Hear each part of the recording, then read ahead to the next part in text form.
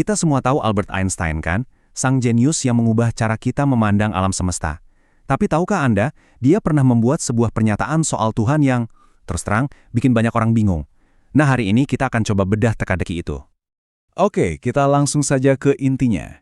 Jadi ceritanya, pada tahun 1929, Einstein mengirim sebuah telegram. Ketika ditanya soal kepercayaannya pada Tuhan, jawabannya ya seperti yang Anda lihat, bukan jawaban biasa kan? Satu kalimat ini saja sudah cukup untuk memicu perdebatan selama hampir 1 abad. Dan inilah yang jadi pertanyaan besar kita. Siapa sih Spinoza ini? Dan kenapa dari semua orang, ilmuwan sekelas Einstein justru percaya pada Tuhannya seorang filsuf yang notabene sampai dikucilkan karena ide-idenya? Untuk bisa memecahkan misteri ini, kita nggak bisa langsung lompat ke Spinoza. Langkah pertamanya adalah kita harus paham dulu konsep Tuhan seperti apa yang ditolak mentah-mentah oleh Einstein. Einstein itu orangnya belak-belakan banget loh. Dia dengan tegas bilang kalau agama-agama yang kita kenal pada umumnya, baginya adalah produk dari rasa takut manusia. Sesuatu yang bahkan dia sebut sebagai tahayul kekanak-kanakan. Nah, di sini perbandingannya jadi jelas banget. Di satu sisi, ada Tuhan personal. Tuhan yang bertindak kayak manusia. Bisa marah, bisa ngasih hadiah, menjawab doa. Konsep yang menurut Einstein itu naif. Di sisi lain, ada konsep Tuhannya Spinoza. Sesuatu yang impersonal, yang gak ikut campur, tapi justru adalah hukum alam itu sendiri. Ide inilah yang membuat Einstein begitu tertarik. Oke, sekarang kita masuk ke tokoh utamanya, Spinoza. Siapa sih orang ini? Baruch Spinoza. Dengerin deh kata filsuf besar Bertrand Russell. Dia bilang, Spinoza itu yang paling mulia dan paling dicintai di antara para filsuf besar. Keren banget kan? Tapi hidup Spinoza itu nggak gampang. Ide-idenya dianggap sangat radikal, sangat berbahaya di zamannya. Saking berbahayanya, di usia 23 tahun, dia diusir, dikucilkan dari komunitasnya sendiri. Tapi, ya justru dalam keterasingan itulah dia menemukan kebebasan. Kebebasan untuk mengembangkan pemikiran-pemikiran revolusioner yang ratusan tahun kemudian menginspirasi seorang Albert Einstein. Jadi, apa sih ide gilanya Spinoza ini sampai dia dianggap bid'ah? Sebenarnya, intinya bisa dirangkum dalam satu frasa Latin yang sangat terkenal. Oke, untuk paham idenya, kita harus mulai dari satu kata kunci, substansi.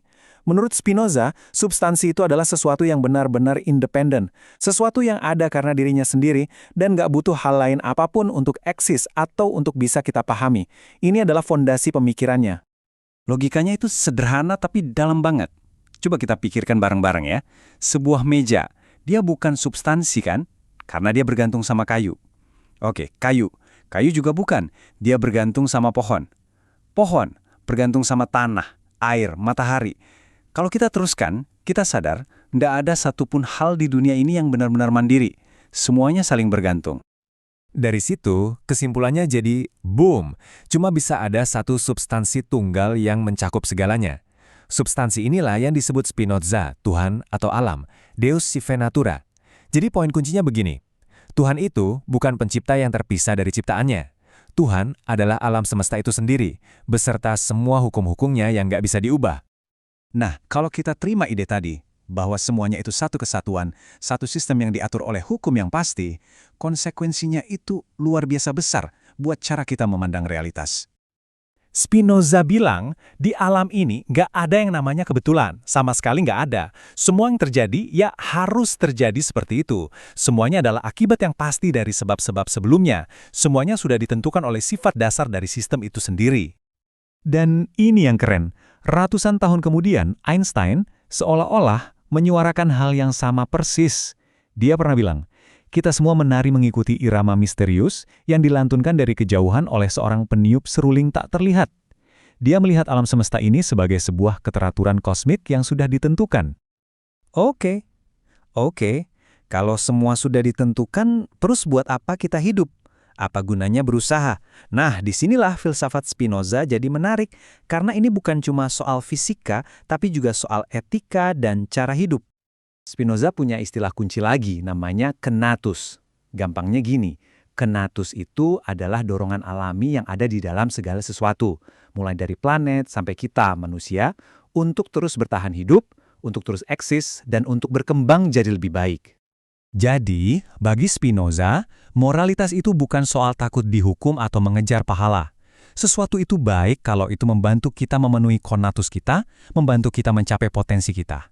Dan buruk itu adalah apapun yang menghalanginya.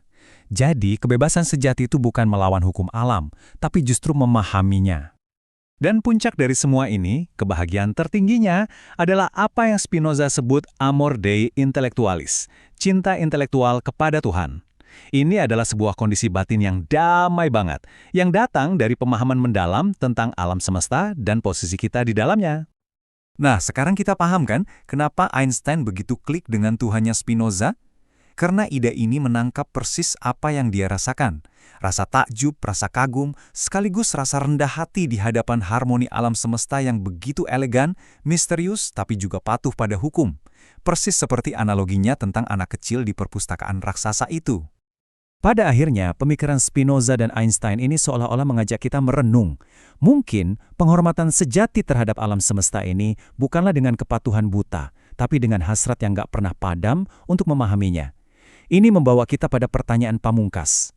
Jangan-jangan tujuan keberadaan kita bukanlah untuk punya semua jawaban, tapi justru untuk terus terlibat dalam pencarian yang indah seumur hidup ini?